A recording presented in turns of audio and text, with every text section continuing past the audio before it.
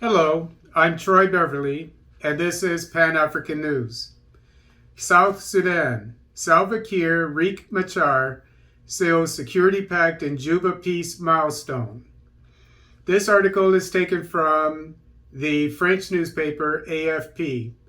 President Salva Kiir and his rival, Vice President Riek Machar, agreed on the creation of a unified armed forces command, one of several crucial unresolved issues holding up implementation of the 2018 deal to end the country's bloody 5-year civil war. Tensions between forces loyal to Kiir and former rebel leader Machar have spiraled recently, triggering fears in the international community of a return to full-blown conflict in the world's youngest nation.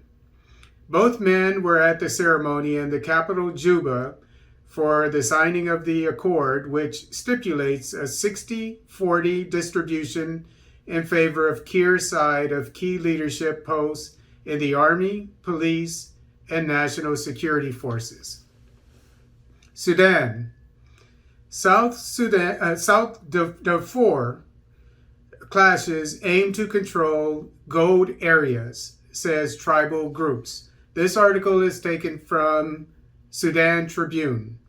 Falata tribal group leaders from South Darfur State on Monday accused influential parties in the military-led government of igniting recent attacks against their villages to control their lands rich in gold and other natural resources. Heavily armed gunmen from the Arab Rezaget tribe attacked and destroyed several Falata villages in Garida and Toulouse localities of South Darfur following an armed robbery in Al Radoum locality on 27 March 2022. An officer from the Rapid Support Forces, RSF, was killed during the robbery attack. Also, some 60 people were killed and hundreds wounded in the revenge attacks that lasted several days. In a press conference held in Khartoum on Monday, Ahmed Abdel Magid, a member of the Falata Sons gathering, criticized the official authorities' neglect of the humanitarian crisis caused by the bloody conflict. He spoke about what he describes as a big scheme to evict the area from its residents because of the area's resources. He further pointed to the statements of the state governor about relocating them to Nyala if the tribal clashes continue to take place. Abdel Magid accused the security forces of favoritism, saying they did not intervene to stop the attack despite their prior knowledge. Zambia. Government will not allow foreign companies to take up jobs that can be done by Zambians. This article is taken from Lusaka Times from Zambia. Small and Medium Enterprises Development Minister Elias Mubanga has said the government will not allow foreign companies to take up jobs that can be done by Zambians. Mr. Mubanga has also said government will ensure that fees for certificates needed for small and medium-scale enterprises, SMEs, to carry out business are reduced. Speaking in Kitwe today during the signing ceremony of a Memorandum of Understanding, MOU, between Mopani Copper Mines and Indi Credit Facility, Mr. Mubanga said the New Dawn government attaches great importance to the growth of SMEs driven by Zambians.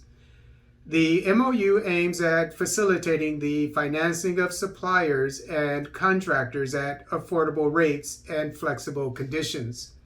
Mr. Buganga, who acknowledged that Zambian SMEs have for a long time faced the challenge of financing in their quest to get jobs from the mining companies, commended Indi Credit Facility for the initiative to uplift the Zambian SMEs by providing them with flexible and affordable loans.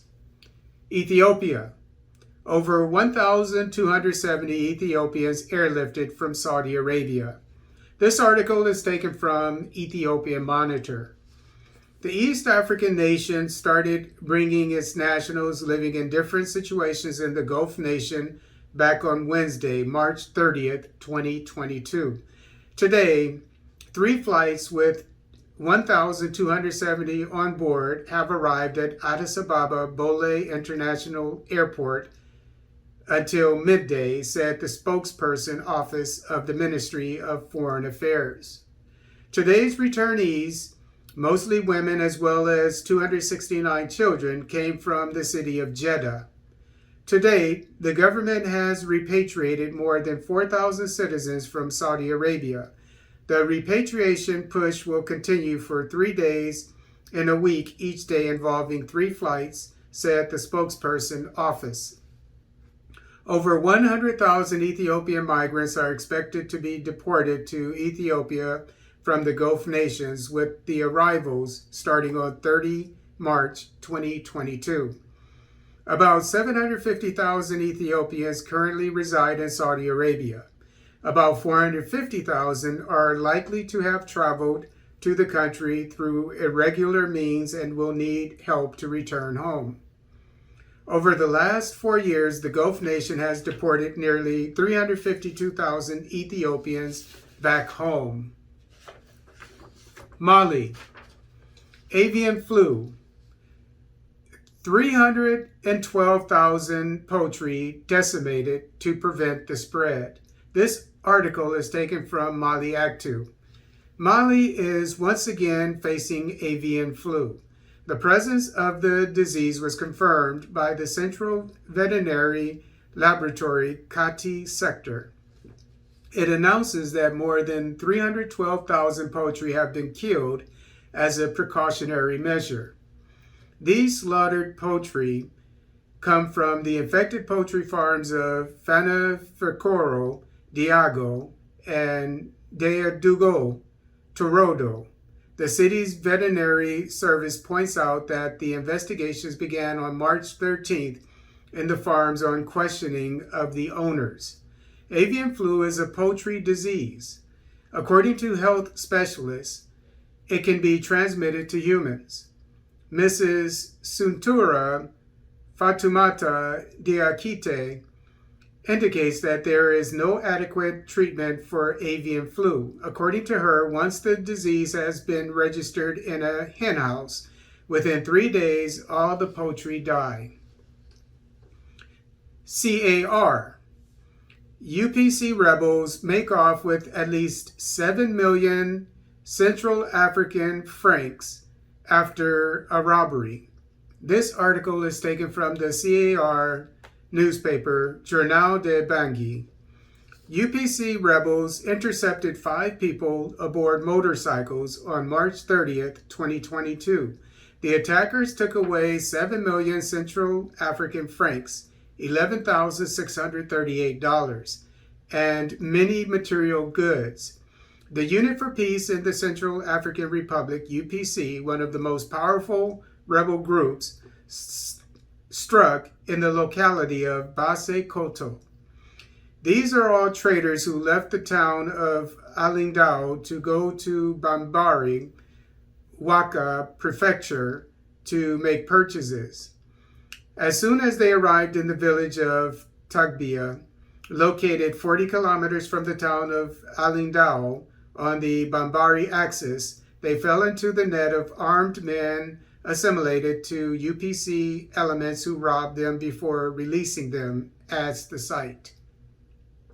This situation affects the population of this region, who are calling on the country's authorities to deploy the Central African Armed Forces, FACA, and the Russian allied forces to protect civilians from the rebel fighters who are reorganizing. South Africa. Operation Dudula plans to mark KZN launch within weekend next March in Durban. This article is taken from the South African newspaper Times Live. Operation Dudula is taking its message to KwaZulu-Natal. That's the word from Deputy Chairperson Dan Radebe before a march planned for Durban on Sunday to mark the official launch of the movement in the province. The organization, which was formed in June 2021 and has mushroomed in various parts of the country, with its main objectives being to root out illegal immigrants, was due to have launched in the province 3 weeks ago. The launch was called off, however, because the organizers had not obtained permission from the city for the event. Speaking at a press conference in Gateway, Umlaga, on Tuesday, Radebe said members would be marching to the Home Affairs Office to demand that the department do its job. We cannot have illegal foreigners roaming our streets without them being in check of that. Home Affairs must make sure that they get rid of illegal foreigners in the country. They must make sure that people don't come in and out of the country as they please.